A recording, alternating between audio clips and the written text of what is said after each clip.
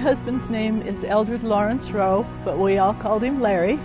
Larry was born in Long Beach, California, and just before we got in the war, but while war was going on in Europe in 1939. Phil Edwin Rowe is his father, and he lived to 96 and only died recently on March 1st, 2013. His mother, Margaret May Eldridge Rowe, predeceased, and she was in her 70s, but together they had quite a family, and we're all very family oriented. Well, I know he always talked about riding on the range. I mean, he loved being a cowboy. He loved his Grandpa George, who was one of the original settlers of the valley. We'll need to have all sorts of stories about mountain lions and bears as he went out hunting for cattle and training his own horse, Sunshine. And it was a Palomino, and he gentled it like his Grandpa George taught him. Of course, he raised sheep and cattle and showed them in 4-H as a young boy. We met in Nevada, and that's where the ranches I was speaking of were. It just happened that my father was running for the state legislature, and he wanted to visit every ranch in the county where we were living, and that was the first time I ever saw my husband. He was a really good man. I know how much he loved my mother, and I think he was very grateful to her for, you know, being there and taking care of us. Well, he always wanted her to be, he always wanted her with him. He always wanted to be with her. And in fact, you know, they would talk about going on dates, but really they would always bring Heather and I. They'd do a lot of kissing, which my sister and Heather and I would always groan at, but they were always very affectionate like that with each other.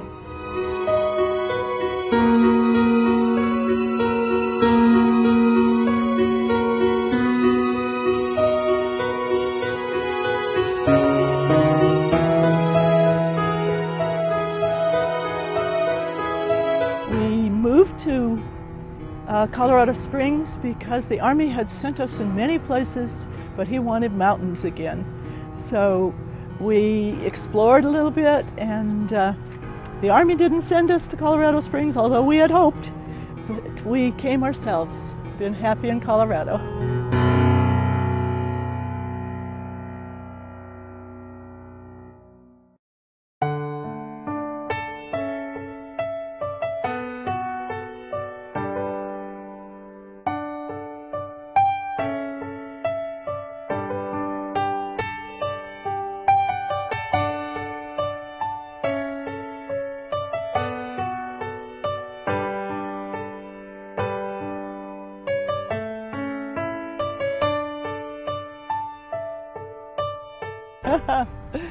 Oh, he was a generous man. He liked to give gifts. He liked to do things with our daughters more often than just going off and having a date. We'd have a family date.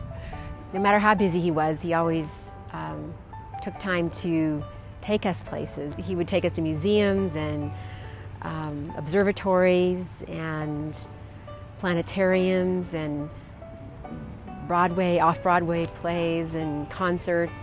If he had some free time, he wanted to spend it with his family. And I just, you know, I can't tell you how many countless hours we spent playing Trivial Pursuit with Dad, and we always knew going into it that he was going to win. He liked reading to his daughters, and that continued right on to his grandchildren.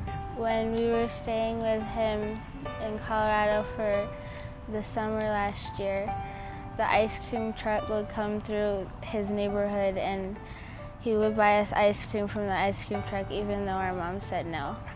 And whenever we go out, he gets us treats. Good. If we asked him a question about the Revolutionary War, he would go on and on about stuff, and we would try to bail each other out of his lectures. I really liked how he would always give us treats and say that he loved us, and even when he was sick, and he always made sure that we knew that he cared about us. Oh, I can say that he would have loved to live longer and see how they turned out. We talked about it all the time.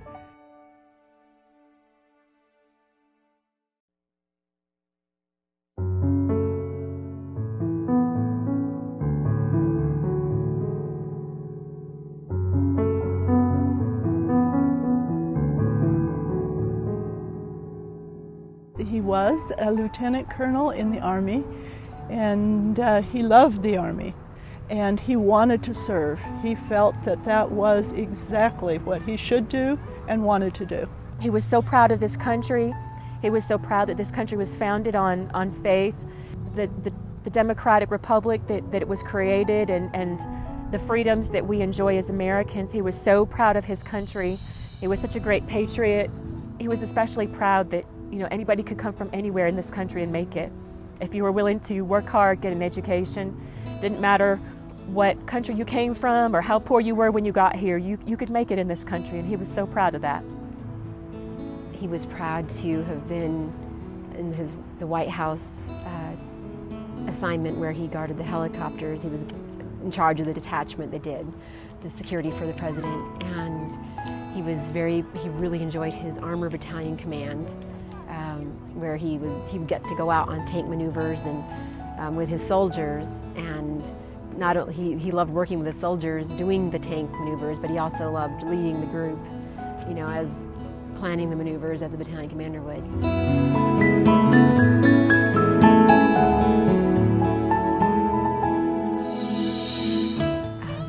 I think the military part caught on too well, because we both Heather and I ended up in ROTC getting ready for the military, and I stayed in it for about 14 years.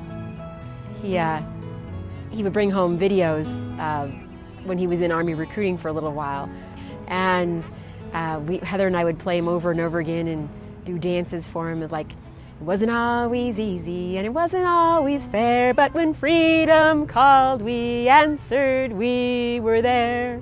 And I think that inspired us a lot with the military. He always would say to me and my sister was, with hard work you can do anything.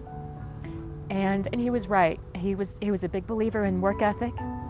That was one thing he always talked to us about. There's nothing you can't do with your life. So my sister became a helicopter pilot and a C-130 pilot, and I'm a doctor. And so I guess that's proof that if you're willing to work hard enough and get the education, he was a big believer in education. Hard work and going to school. And that was what he said.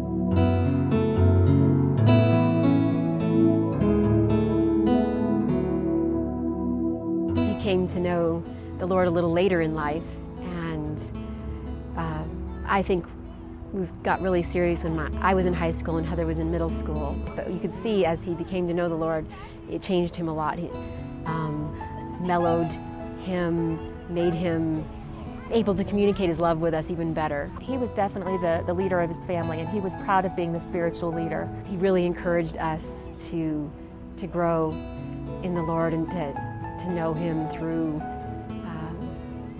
I guess, our choice of media, being discerning, but also, even more importantly, praying and reading the Bible. He took us to youth group and church, and that made a big difference in our lives. Then he transitioned and to a marriage that lasted 50 years and would have kept going, and a legacy for Heather and I. And one last thing to say is how much I will miss him, and how much, when I see the things that he loved, I wish he were back.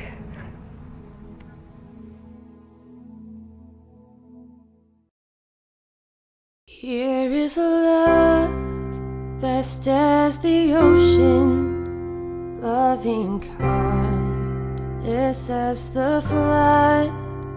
When the Prince of life for ransom shed for us his precious blood.